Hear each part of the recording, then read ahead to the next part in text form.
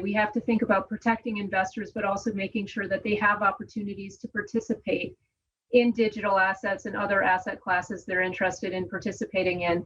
Right now, the law in the United States is rather unclear around how the laws apply to digital assets, to crypto, and that's something that I would like us to work on developing a clearer framework so that market participants can move forward without concern. How easy is it, ma'am, to come up with a clear framework?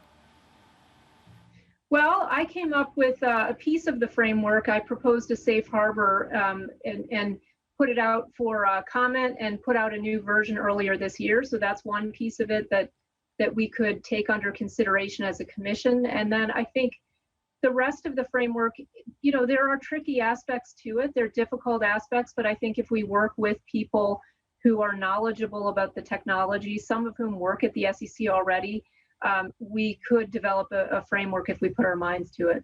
I guess the concern also is about how big, fast-growing this market is and how it's become, or rather, there's always that risk of how it could turn out to be a fertile area for abuse.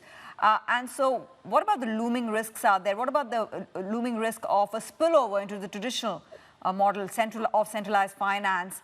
How do you think about, you know, whether or not as this ecosystem evolves, there could be scope for coexistence, or there could be a potential threat to the existing financial system? Well, I think you raise a couple interesting points and important points there.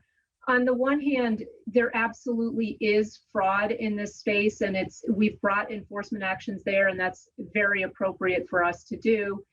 It's an area where investors and others participating in the market need to be very careful, because there always are people out there willing to take your money if you're not careful. So people need to exercise a lot of care and caution.